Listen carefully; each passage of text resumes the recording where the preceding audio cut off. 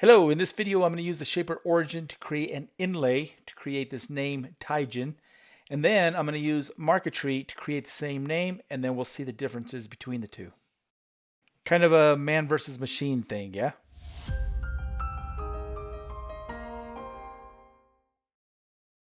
So I'm cutting out this, it's going to be an inlay, and I started with a 3/32 bit, and I did an offset of about 10 thousandths. So in other words, I'm cutting oversize, kind of like a rough cut, and then I switched to a 1/32 bit, went a tad deeper, and then went with 0 offset just to clean everything up. It's amazing the precision that this thing has. Here's that 1/32 bit. You can see that is crazy tiny, right? Yeah, see my lead? So, and then I went overall 3/32 deep, and then just now I checked that. Bam, 3/32 deep. It is amazingly precise. So yeah, shaper origin. So cool. Check it out. Yeah, so now what I'm going to do is I'm going to slice this at the bandsaw, and that will free all these letters, and then I will route the maple, the cavities or the inlay, and then inlay these into that maple. Pretty cool, pretty cool. All right, here at the bandsaw you can see I've added some tape just to capture those little pieces. And I set the fence probably at about 3/32, maybe just a tad less, somewhere around, maybe about 2.2 millimeter. And if you want to see how to accurately move that bandsaw fence to set up exact cuts, check out my other YouTube video called Bandsaw Setup Jig. I'll leave a link in the description. And here I've anchored a beautiful piece of curly maple down to the workstation, right? And in this video, I'm not really going to show all the process and the steps of going through the shaper origin to make all these cuts. But trust me, they are beautiful. You can see all the cavities or pockets or recesses cut there. As my buddy Phil Morley would say, they are perfect. Now, the dot on the letter J was different than the dot on the letter I. So you can see here I haven't cut that dot yet on the letter J. And I decided to make another dot out of the walnut to inlay, and then I'll cut the dot for the letter J later. They were just different looking and it looked weird. So here I can go back to the file and grab that, make a copy of it, different ways to do it, and place that where I know I have room to cut. I'm actually cutting another dot for the letter I, which I will use for the letter J. Beautiful. Same process as always. I cut the path a few thousandths big and then go back to cut it again, sneaking up on the size I need and making a beautiful, perfect fit.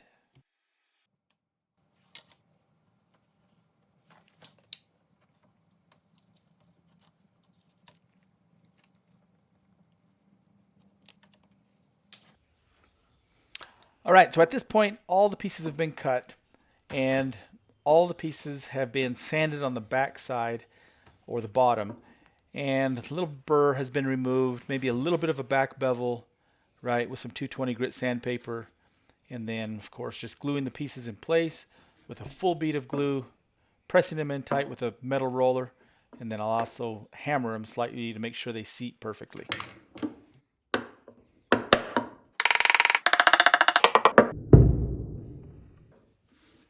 And you can see I'm trying to get most of the glue off, but in all actuality, it really doesn't matter if there's a little bit of glue left over, or squeezing out, I should say. It's all going to sand flush. So from here on out, it's the same thing. Lather, rinse, repeat. Just pounding these in with a big hammer, right? And most inlays are the same. They're just different ways to create the cavity. In this case, I use the shaper origin.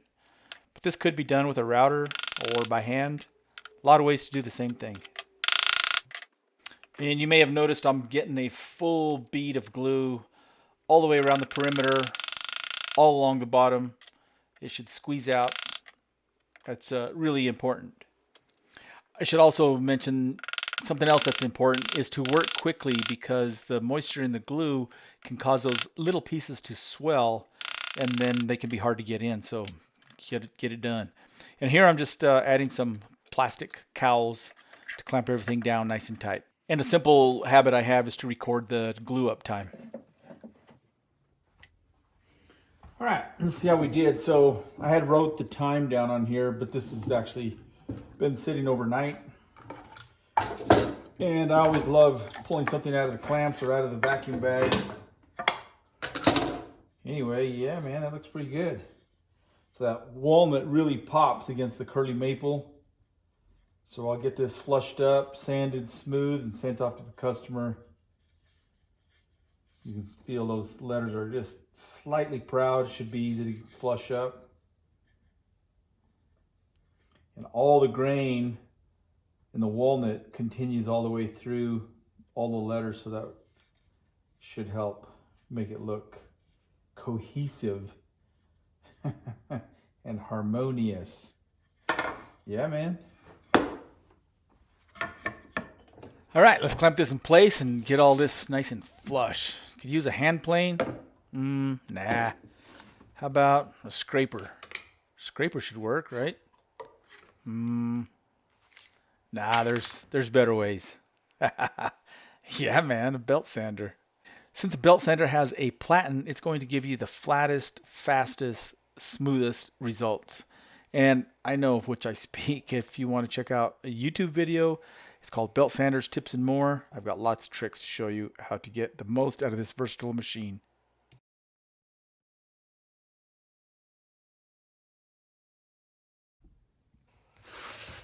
This is double-bevel marquetry, and I absolutely love this process.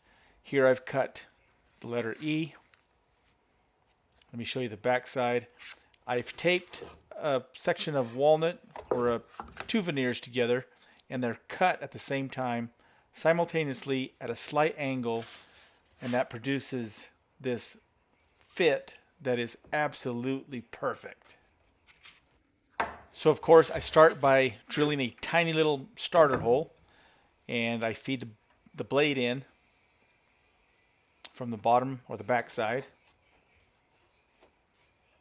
Connect the blade in this fret saw. This is a deep reach fret saw. It's similar to a coping saw, but specifically designed for marquetry. And so I just carefully begin the cut, and it's hard to see in the video, but here I've turned on some air, got an air blower. I've turned it down just so it's not so annoying, but the sawdust will really cloud your line, so you have to have that clear. And you could blow it off by hand, but you'll end up, you know, blowing that constantly, sounding like a pregnant lady in Lamaze class. Not that there's anything wrong with that.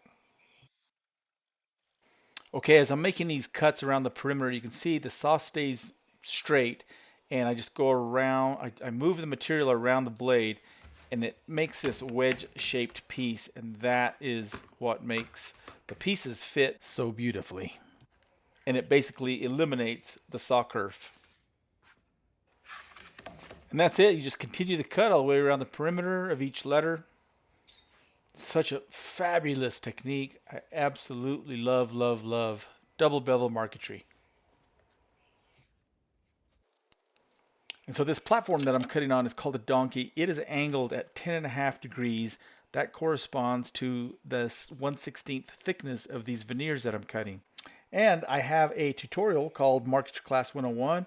It includes everything: a pack of veneers, the fret saw, the marquetry platform, the saw blades, you know, the drill bit holder, the drill bits, and the tutorial lessons on a flash drive. Everything you need. It's a full, complete kit. I'll leave a link in the description. And with that, you can learn the double bevel marquetry technique. Amazing, fun, and a fantastic way to embellish your furniture. All right, let's remove these two separate pieces. Take the walnut off, and here's the letter E going in.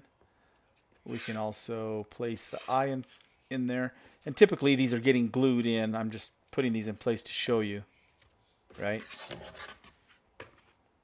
They're put in from the back side because all the drawing is done on the front.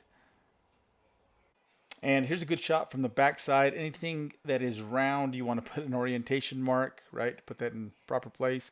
So all I lack is the top of the letter T and the negative space of the letter E, which is called the counter. There we go, top of the letter T. Now what I like doing with the negative space of any letter is using the same material that I cut out initially. So that space is called the counter. So to begin with, I'm just going to hook these back together. This will give me proper orientation and exact placement of that negative space. Incidentally, those two magnets, those two weights, one's made of brass, one's made of aluminum. Those have a magnet in there, and I'm working on the outfeed table of my table saw, which is metal. And so it makes it an easy way to hold your pieces down. So there's the letter E. And so I can take the negative piece that I cut initially, which was a piece of maple, right? And just a couple little dabs of glue, just barely enough to hold it in place so it doesn't shift while it's being cut. We'll set that in place. Hold it down with a magnet. And we'll let that set for a little bit. 30 minutes or so. Yeah.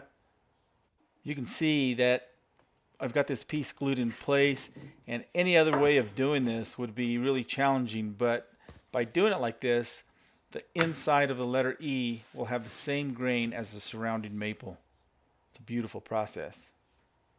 Incidentally, that pencil that I'm using is a white chalk of some sort. The brand is Boheen. It's a 0.9 millimeter lead, if you want to call it that. I'll leave a link in the description.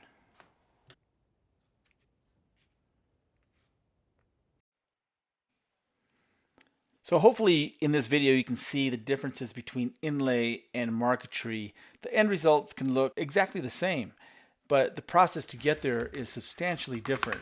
Of course, with Inlay, you're routing a cavity or creating a recess, and you're inlaying something into that cavity or recess.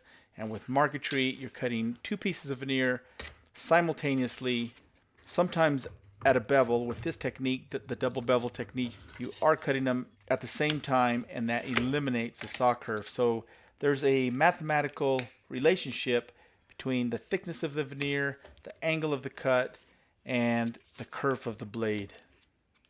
Hopefully that makes sense, yeah?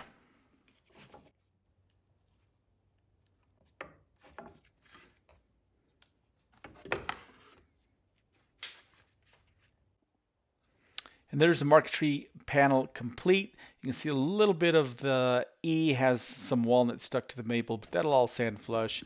And here I'm gluing some maple back to the original piece that it was sliced from. And this veneer that has the name on it, I adhered to this main piece. And I used tape and a bunch of clamps and a cowl. And now this tape is really bonded on there, adhered. It's just going to come off in a bunch of little pieces, right? No worries. You just take a little heat to it.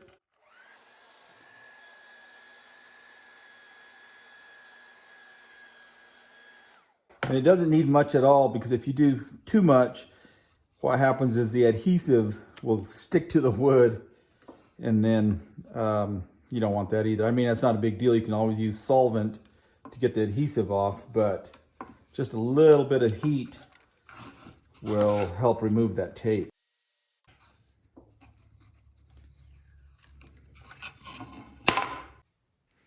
So what I'm doing here is the grain on this maple was a little bit at an angle, so I'm just going to straighten the cut.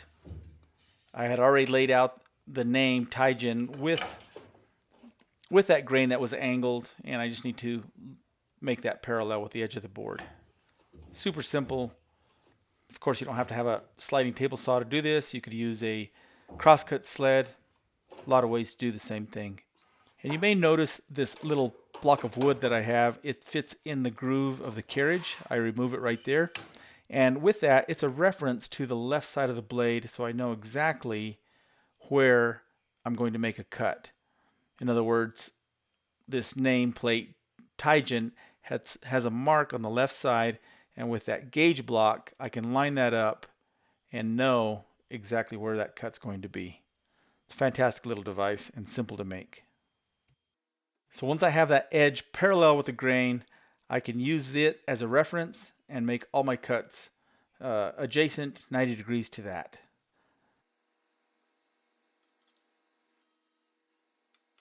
And of course, the last thing to do is get everything nice and flush.